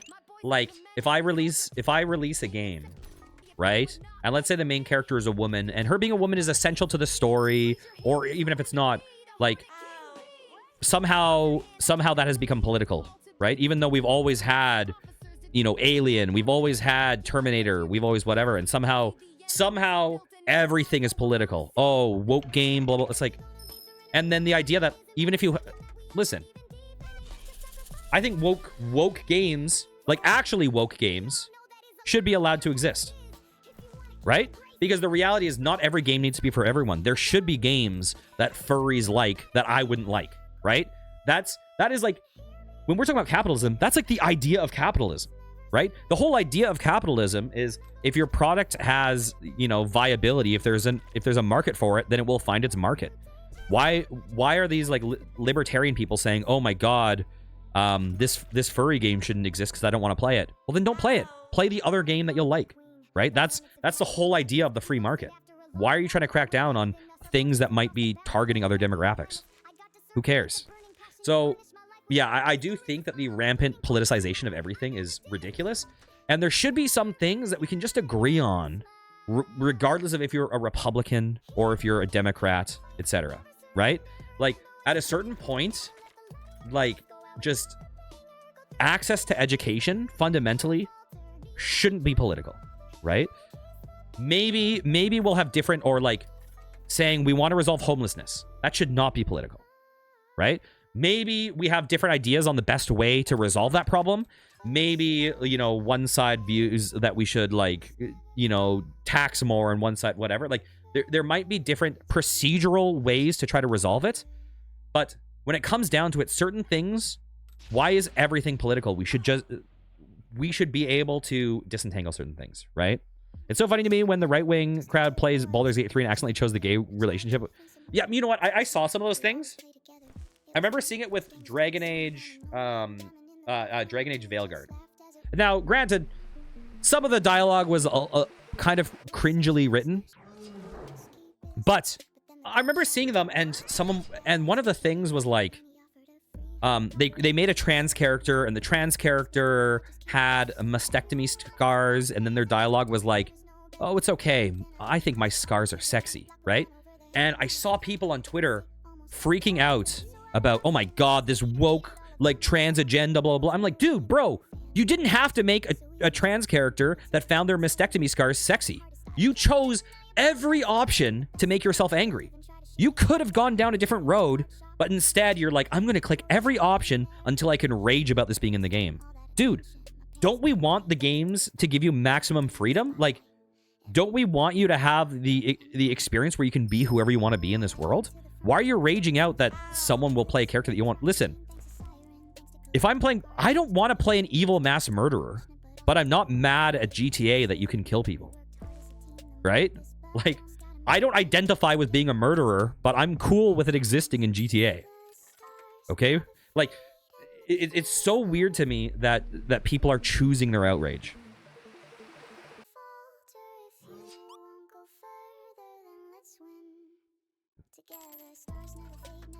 And so certain things, like, it's like, I do find some of these topics, they've just become so, like, you're on my side or you're on the other side. And the AI thing, it's like, the part of the reason why I wanted a little bit to keep the right wing, left wing, I don't even get the complaints when there's forced gay interactions. Yeah, like, so I can see situations where I think that sometimes there is writing that sometimes is subpar, right? Like, did you watch Captain Marvel? So I think Captain Marvel, I think they were trying to do a, you know, like a feminist, meaningful story. But they literally in that movie had montages where they would have like the, all like the quote that was the list of like the BuzzFeed, what it's like to be a woman. So they were literally montages like during her personal arc where there's like a guy who's like, hey, you know, you should smile more. You're prettier when you smile. And then someone's like, let me lift that for you. You know, men are stronger. And it was just like the most stereotypical BuzzFeed article, like misogyny. And it felt ham-handed. And so for me, like, the criticism of that movie isn't like, oh my God, it stars a woman and it's about a woman's experience. The criticism for me is the writing was pretty ham-handed and she didn't really have a real personal growth. The personal growth was kind of artificial. Like, oh, your powers got turned on, right? But so I do think that sometimes I also think that sometimes one of the problems you have in certain stories is do you know people who are pissed at finding Finding Dory had a lesbian couple in it? I mean, I didn't like Arthur. I don't know. There's some shows that have, yeah, people, everything is super politicized. Like, I hate to break it to people in the world, but lesbians exist. There's going to be lesbians you encounter every day if you go outside of your house, unless you know, live in an apartment and only talk to the AI that 100% validates you. But I do think that there are sometimes problems with writing from that, like, one end of the political spectrum, where I do think, like, I remember talking about I don't know, I think sometimes you'll have characters where they're like, you'll have like whatever, white man in stories, and it's like they can be flawed character, like Jaime Lannister, right? Like, this is a character that has some pretty big fucking flaws, but also has some pretty redeeming assets, and they're a really complex character. And I think in a lot of new writing, you'll have I'm not even talking about that, but I'm just talking, like, you know, he is smug and arrogant and blah blah blah, but he's smarter than people think, and he, you know, fundamentally has a moral code, but the moral code is you know, whatever. But then with some newer writing in certain things, people will be like, they'll kind of have like Mary Sue's for certain things where they're like, well, we'll artificially make this a perfect character that isn't multidimensional. And I've heard some arguments for this from people where they say like, oh, well, there's so much discrimination against these groups, so we don't want to give them ammunition or something. But I'm like, no, like, I do think that you should be able to have, like, I think any story should be able to have any demographic of person, and these demographics of people should be able to feel real. They should be able to have flaws and strengths. And the reality is, you know, when you fall in love with people, like, you don't fall in love with, like, you get infatuated with people when they're perfect, right? When you think they're perfect.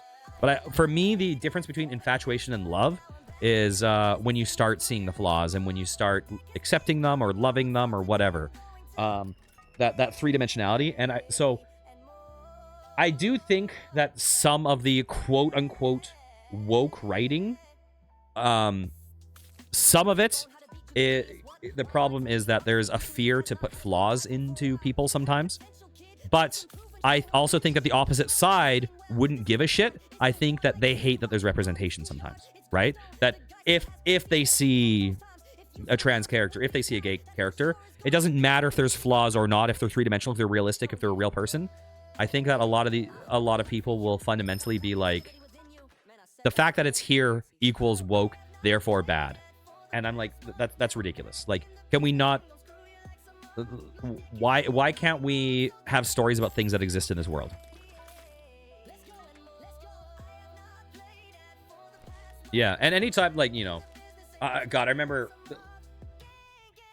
seeing Asmongold years ago, and he presented himself as the most like libertarian, like free market, like dude, like let's you know, like just like everyone should maximize their freedom and do whatever they want.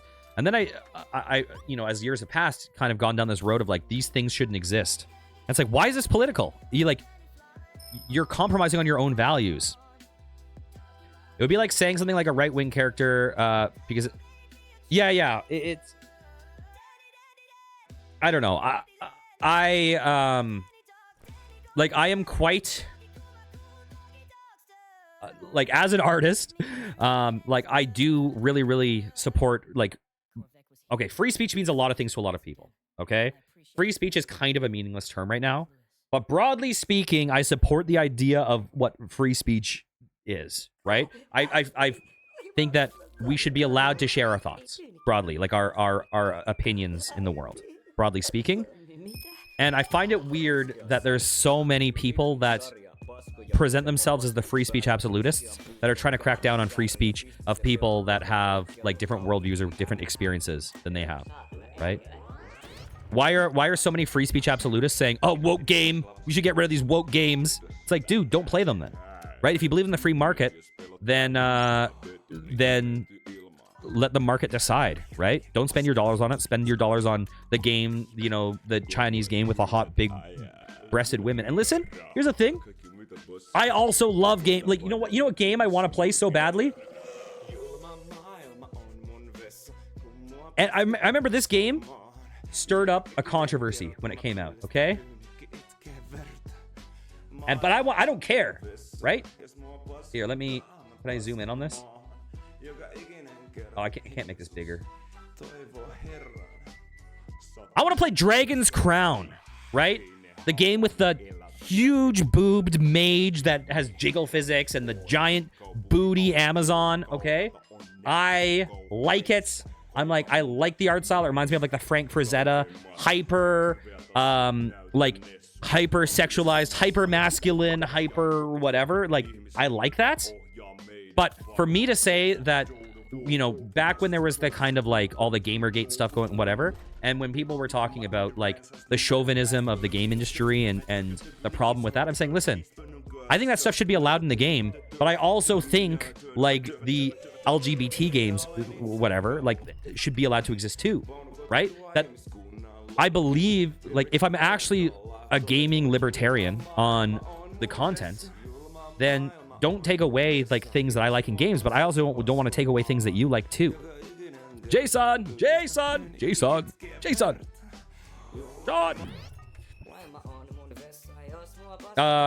sorry, I missed reading something. We would see straight color. I don't know why they use the argument. Kids will... Yeah, I mean, yeah, it is odd. Like, you'll see a lot of arguments where they're like, oh, exposure to certain things will like perpetuate these values or something. Like, it's like this is, but it's like, dude, we have infinite video games where you kill people. We have infinite TV shows where people are killed, right? We have true crime shows everywhere. We have horror movies. We have horror novels. We have infinite things with killing, right? And what, just watching infinite death is fine for us. It's morally okay because somehow we'll be fine. But if there's some gay stuff, like all of a sudden we'll be like sucking each other's dicks constantly. Like, give me a, like, like we need to be consistent then. It's like, okay, you know what? If it's so bad to have this stuff, if it's so bad to have things that show you know, like oh my god, these two men got married, it's so bad, then it's like, okay, then why don't we just ban create the list of everything we deem as morally reprehensible. Okay, killing is bad, right? Roll down the 10 commandments, adult, you know, whatever. Like, we also shouldn't have theft in stories. We shouldn't have you know, like any form of anything that's illegal, and every story will just be like, so Mary went to a field and there were flowers and she smelled them. This flower smelled really good and she just really enjoyed this aspect of existence. The end. Like, is that the world we want to live in, where that is our speech? Like, we like engaging with these different forms of conflict. We like engaging with these different forms of representation. And if you don't like it, you know, I don't particularly like watching slasher horror films like torture porn. I don't like watching films where someone's tongue gets ripped out of their mouth. And you know what I do? I just generally don't watch it. I don't say it shouldn't exist.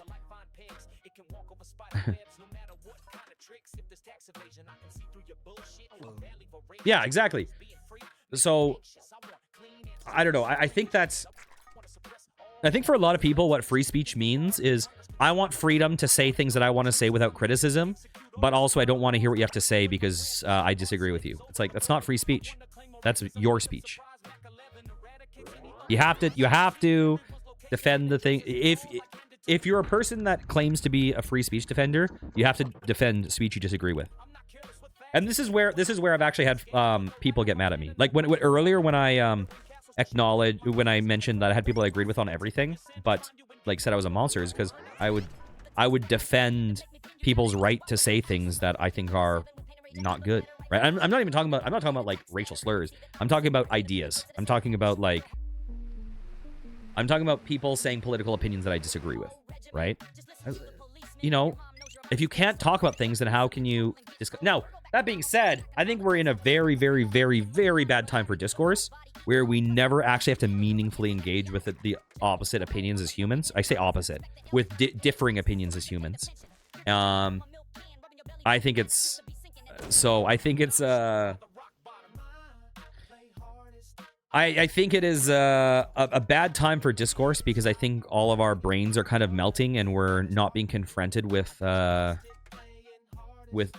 opposing views. And I think a lot of the opposing views we are confronted with, we extrapolate. We're like, well, if you believe this, then you're probably just a racist, or you probably are, you know, grooming the kids, or you're probably like, a lot of the discussions have just boiled down into these like really, really weird like things that are super disconnected.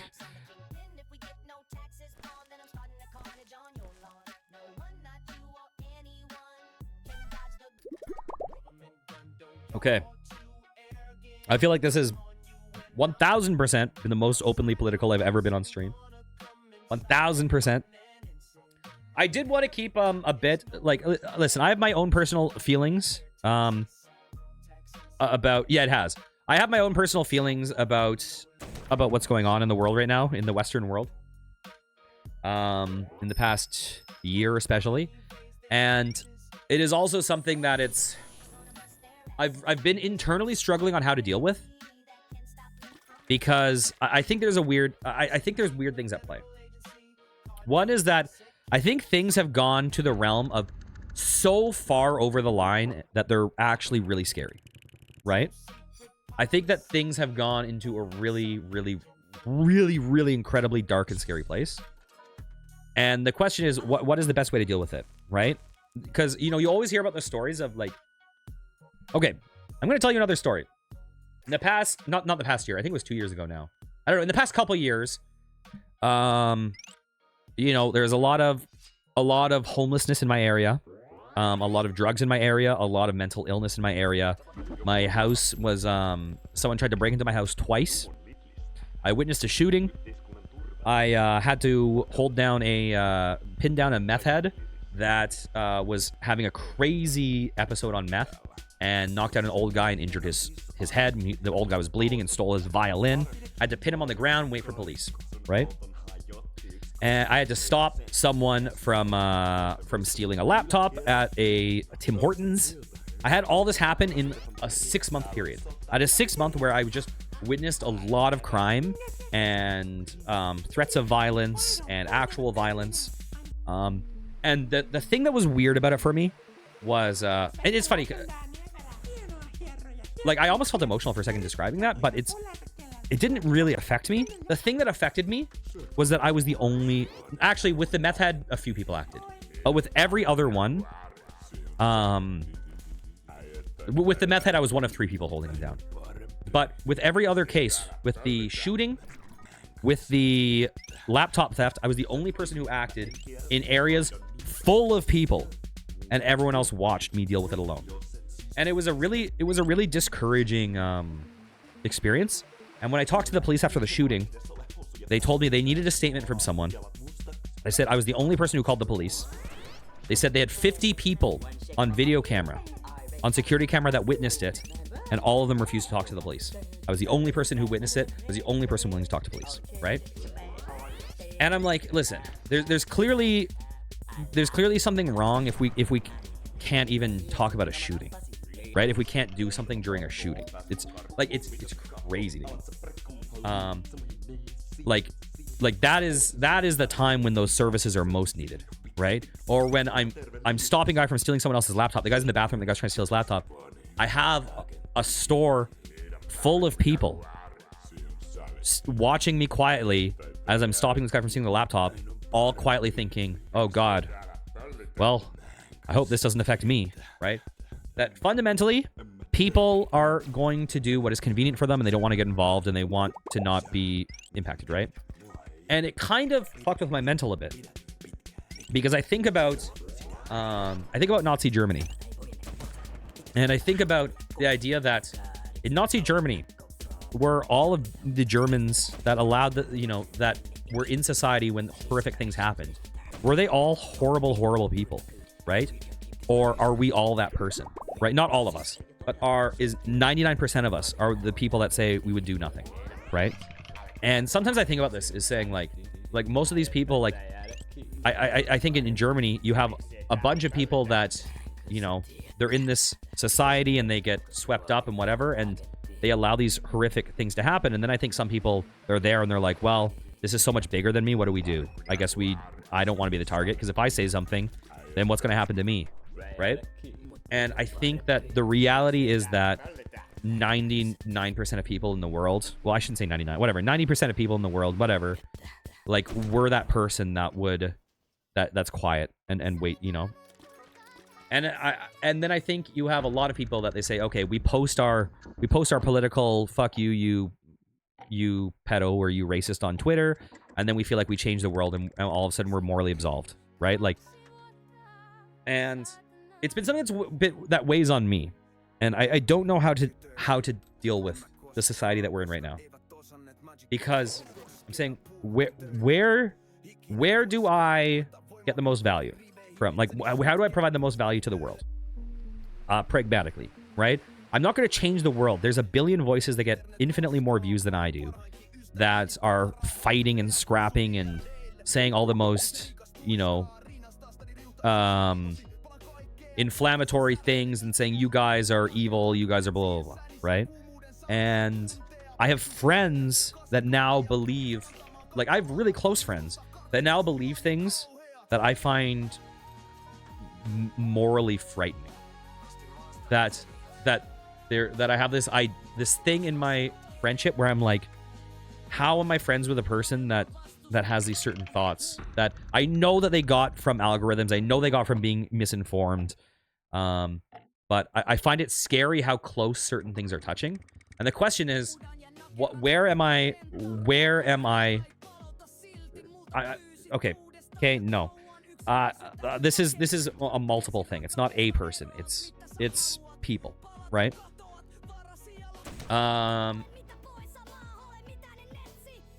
question is what is the most effective thing? Because there's a billion people fighting on Twitter and turning the rhetoric more black and white, and scrapping with each other and saying the most extreme things. and all it's doing is backing people into their corners. But the thing is, I think a few years ago, you know, we'll say 2020, COVID was this tipping point. And I think at COVID, we had this point where things were going in weird trajectories. We're going in bad trajectories. But they weren't as insane as now, where the politicization and just the extremity of the consequences that we're dealing with now are so wild. And just like there are things happening that are so much farther than I thought our society would ever do to people, right? Or values that I thought were so bedrock into our culture that now I realize people fundamentally don't care about, right? That fundamentally people are so team sports, that what they don't actually, most people I don't think have these fundamental bedrock values. I think most people care about their side winning, right? I don't think most people care about democracy. I think most people care about their person being in power, right? I think most people want a dictatorship as long as their guy is the dictator. I think that most Democrats would view the best society as a society where Republican never wins. I think most Republicans would view the best society as a society where Democrat could never win. And I think that that is really bad. I think that we have these really important values for a reason, and it's to protect ourselves from being able to get ourselves out of bad situations. And I think that these abilities are getting eroded very, very quickly right now. And so the question is, how do I do my best, right? Do I avoid politics and just try to show that, listen, in my community, we have trans people, right? We likely have people that are not supportive of trans people, right? And so will I allow people that are expressing anti-trans sentiment in my community? No. I won't allow you to be hateful towards people in my community, right? That's a ban. But if there's people that privately have views, I'm not going to witch hunt and discover people's views, because on some level, I feel like fundamentally we realize that we like video games here, right? We exist because I just fucking love video games, and I like sharing things I love with people, and I like having some semblance of human connection, right? And so there's a certain ideology where I've kept politics out of my content for a long time, because I feel like fundamentally it's like, we shouldn't be this divided at the end of the day, right? I don't care if someone is like, is, you know, a naturalized citizen, is an immigrant, was, you know, born in the country, what their gender identity is, what their whatever, what their race is, I don't care about any of that. Like, fundamentally, we're all people, and clearly if we're in this community because we have a realm that we agree on and that we share about, and that we lychee is awesome, and I would love to try that, and I want to try that so badly, because I also am generally somewhat pro ginger. Okay. So the question for me is, what is the role I can take that is not the person? Oh, really? What is it? What is the role I can take that is not the person that stood by and watch the watch what happened in World War II, right?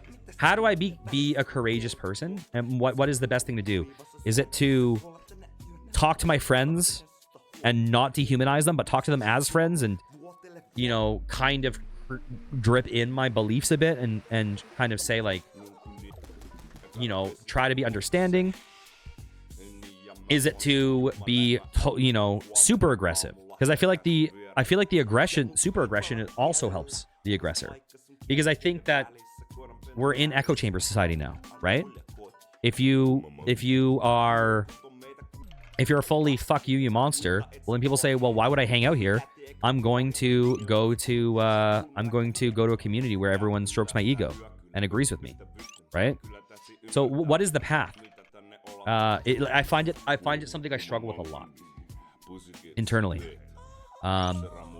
because I do think that there is good in most of us, and I think that right now there is some aspect of our society and of our internet and of our way of engaging with people that is a little bit rotted. That we've lost our ability to engage in a healthy way, and we've lost our ability to assess information, to assess reality, to assess truth, to assess scale, to separate anecdote from like statistic, right? Like to be able to know like the scale of problems, right? Oh, you're going to be able to find any anecdote that supports any political opinion you have. There is going to be an example of every demographic doing some form of harm against every other demographic. So if you're just using anecdotes, you can construct any narrative you could potentially want, because there's going to be an example of that, right? But just because there's an example of it doesn't mean this is like a statistically meaningful concern, right? So I don't know.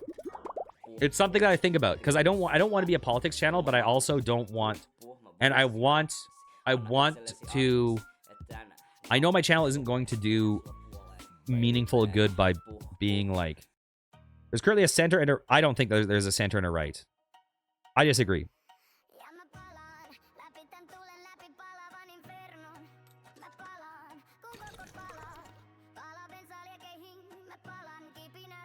I think that you have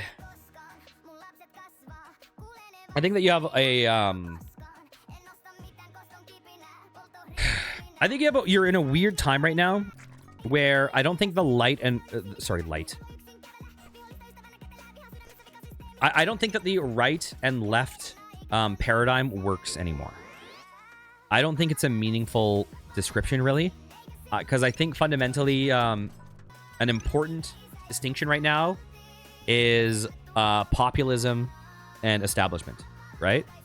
I think that you have this other degree, because what you have happening a lot is you'll have leftist radicals or right-wing radicals, and when their opinion changes, they usually don't moderate to like more center. They usually become radical on the other side, right? So there is some element of extremity that is and it might be algorithmic, but you know, a big thing I see. Okay, I don't know if you remember 2019, 2020, pre-COVID, you had something called the political, what was it called? Intellectual dark web, right? And people would call it like whatever. They were like Joe Rogan, the Weinsteins, Dave Rubin, like Sam Harris, whatever. And I would say that with the exception of Sam Harris, every single one of them has gone very, very very, very, very kind of MAGA, right? And like something happened. Oh, Jordan Peterson, whatever, right? At some point, something happened. And one thing I noticed is you would have a lot of these people that were these left-wing figures, and then something would happen, and you get this left-wing led kind of controversy where they would be like, I remember I saw it with Anna Kasparian from the Young Turks, right? And she was sexually assaulted in a park by a homeless person, right? And she kind of shares this story, and this story kind of becomes really, really, really like politicized, and people were calling her racist. Like from a lot of the other thing that's hard to say is we also don't know if a lot of like certain things are just bot-driven bait, right? Like if a lot of the extreme left that's like hostile is actually like right-wing bots, or if a lot of the right-wing hostility is from left or whatever, or if they're from foreign actors bots. There's so much online agitation where they're just trying to make us tear each other apart. But the perception that it seemed like she had was that her side turns against her and calls her racist, even though it turns out that she said the person that sexually assaulted her was white, and people assumed that the person wasn't white. And ever since that instant, it seems like she's very, very kind of pivoted into like talking with MAGA, and the views have really shifted in this direction, right? There's this thing a lot where you have with Brett Weinstein, who's like at Evergreen College or whatever, and he has this. What are we talking? We're talking about people shifting to political extremes because of pushback from their perceived side. You had Brett Weinstein, who was at Evergreen College. He had an issue where I guess they had something called the Day of Absence, I think, which was an idea taken from a play where like I think it was black people, but it was, you know, some minority group would take a day off work or whatever to show that we are important to society. Look at how these things struggle to run without us, like that our value in society is being overlooked. But I think at Evergreen, they decided to shift it up one year, or the student body was pushing this. And they said, this day we're going to do a reverse, where we're going to say white people shouldn't show up for this day. And he was saying, and his idea was saying, listen, I think it's bad to compel, to like kind of have this being compelled not to do that. Like, I think compelling people not to show up based on like racial lines or whatever, like there's something that feels uncomfortable about this. Okay. So I think that's a relatively reasonable position. I'm not saying if it's right or wrong, but I'm saying it's a thing that I can understand happening, right? And the very left school kind of turned against him, like a lot of the student body and whatever. I don't know if there's more to the story, but now you look at him and he is full on ivermectin, like, you know, COVID, like conspiracy, whatever, right? So we have seen this thing societally, it seems like, where we have people on our perceived side, and then when they turn against us, instead of saying, listen, you can't define what I believe, I have my values, you don't determine what I believe, right? You can't speak for me on my values. If you call me like just because you call me like whatever, a racist, or you know, or if you're like right wing or like groomer or whatever, like I'm talking about when I say right wing groomer, I mean that's what right wing people use on left wing people. That just because you use those words on me, that doesn't define me. You can't tell me what you can't force my politics. Like, you can't make me, and just because the other group is willing to say, see, you understand now, come join us, that's not going to change my belief, right? And so I think there is a problem with political discourse, and I think we need to have more people that have bedrock values rather than letting their social circles push them in the direction of being extreme. Died to COVID, you just like anti-vaxxers? Yeah. Well, that's my point. That's saying that from what I understand of Brett Weinstein, there might be more story from Evergreen that I don't know. Like, maybe he had more extreme positions, but my understanding is that he had a relatively like milquetoast opinion that slightly diverged. That he agreed on most things with people, but he disagreed on this idea, and that it kind of caused a big social uproar within his circle. And then the opposite side was like, hey, come on, we won't do that to you. We love you. You're smart. You're beautiful. Let me stroke your head. And he was like, yes, I do agree with you. You're correct, right? That so much of our beliefs is not based on bedrock values that fundamentally have some meaning for us, that are determined by internal beliefs. So much of it is based on social circle. So much of it is based on, well, this is what my friends believe, and so I believe it, and I'm going to act in the way that I'm socially conditioned by the people around me. And I don't think that's good. So yeah, this has turned into a huge political one. I anticipate that if anyone watches this video, it will be my most disliked, probably. But it is what it is. Like, this isn't going to be my my content going forward. This is just zipper versus scissors. But a reason why I got into stream was because, one, I love games, and two, I wanted the feeling of authenticity. I like the feeling of connecting with people. I like laughing with people. I like talking about games with people, and I think that we're robbing ourselves of these experiences by making everything political. I think the only things that should be political are politics. You know what I mean? Like, I think that maybe we should disagree on method, but we should agree on endpoints more, right? Like, and fundamentally, now I just think we're in different information ecosystems. Okay, let's die. Let's see what happens. What happens? What did dying do? Oh, does that just restart my card situation? Okay, pick up, pick up, pick up. I like I'm just going full random.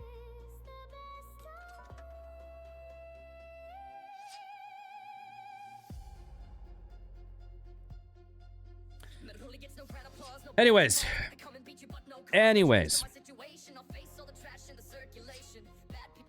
So, suffice to say, let's rein this in a bit for a second, because we need to wrap this up, because we've gone on a journey. We've gone on a journey today. No, I'm not saying that. I'm not saying that to UK. I'm saying that, like, it's time for me to wrap up the politics and wrap up this video. I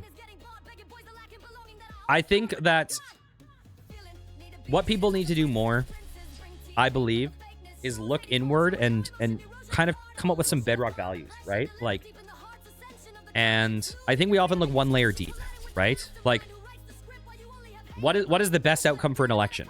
And most people will say, like, oh, for Republican to win, or for Democrat to win, or for this independent to win. But I think that we need to sometimes look 2 layers deep.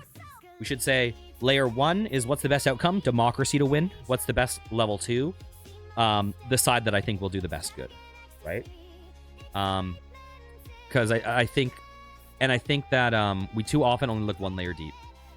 I think that we need the overarching values to be preserved, the values of the ability to determine our future to be preserved, not just saying give ourselves infinite control of everything forever, and then hope that it never gets used against us. But we robbed ourselves of the tools to correct this mistake, right? So I think that's important. I think we need to start realizing that we're all fucking people. Sorry, we're not all fucking people. We are all fucking... We're all people. Fucking, we're all people. Okay? And we need to stop dehumanizing people. And if someone isn't forcing their views on you... I mean, not their views, but if someone isn't, like... Why would I care if like, Jim marries John? I would care if Jim is forcing me to marry John. I would say, listen, I don't want to marry him. I don't even know John. I'm not attracted to men. Stop forcing me to marry him. Then I would care. But why would I care about these other 2 people doing what is in their... I like how the rainbow pops up on screen as I'm saying this. Like, why would I care about 2 other people living their lives in a way that doesn't affect me, right? Why would I care if, you know... Yeah, there's any number of those things where if they're not forcing my lifestyle to change, why am I going to try to impose it on their lifestyle if there's not a person getting hurt at the end of it? I think we need to engage with things non-politically more. I say that in the most political video I've ever made right now. But I think we need to start saying, like, hey, do you like Pokemon? Let's talk about Pokemon. And not look at who the person on the other side of the screen is that's saying it. Not saying, like, wait, what's your skin color? Oh, actually, I don't want to talk about how Charmander's cool with you because you're not in the demographic that I care about the Charmander opinions of, right? Like, we have so much more in common that we just artificially throw away because just because we're in rage mode right now.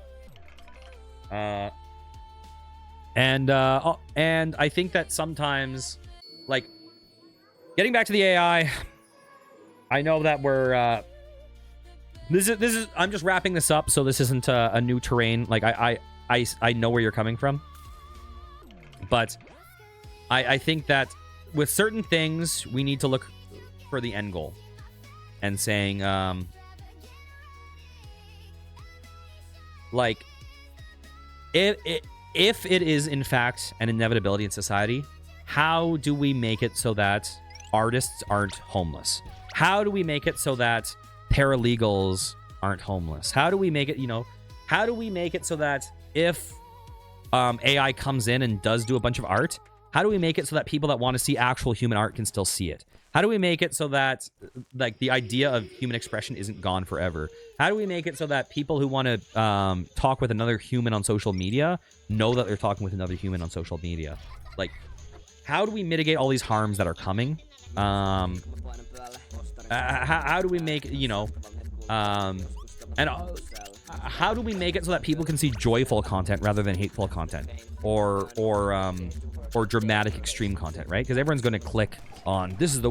I've even started doing it in some of my videos. Oh, the worst gamer, whatever. Like, that's you know. And also, I also want to touch on this game. I think that the developer of this game, listen, there's no way in hell the developer of this game is watching 2 hours and 10 minutes into this video where we have detoured about general politics. Okay? There's 0% chance. But I don't feel like the developer of this game should be ashamed. And reading their comments, listen, I get that they have their own views now about it, and that's totally fine. And if they view AI as a harm for the world, then I support them doing what they think is right. Okay? I support them taking down the game if that's what they want. But for me, I think that there was value in this game. I think that there is value in it making you a better developer. You did put yourself into the game in the realm of what you were able to do, right? Like, what was within your ability, your coding, your concept, the game design. This was all human. And the rap that is probably happening right now under what my voice that I can't hear was not you. But I still think that there is I think that there is value in this game, and I think that there is value in this being part of your story of development for the future. You know, when I was a musician, one of the recommendations some people had was write a song for 5 minutes every day and then throw out that song, right? Learn. So I get it. Like, from that realm, you know, I get that it's a bit hypocritical for me to say, like, I like to see this preserved, and I know that you're preserving the work, but I don't think you should feel any shame for this game. I think it was an interesting idea, and it was honestly a bit more inspired than I expected. All right, so I'm going to die and call it there. If you enjoyed, like, comment, and subscribe. If you hated, and if you think I was a monster, and if you think I'm politically a horror show and I'm going to lead the world into its demise, dislike, comment below, tell me what a piece of shit I am. I encourage you to join in. Future videos will probably not be political. Most likely, I'd say 97% chance they won't be, unless unless something happens and I feel like I can, do some change, or my voice is important. But fundamentally, I feel like my voice is not important. So who cares? We're going to call it there. Take care, guys. Mwah.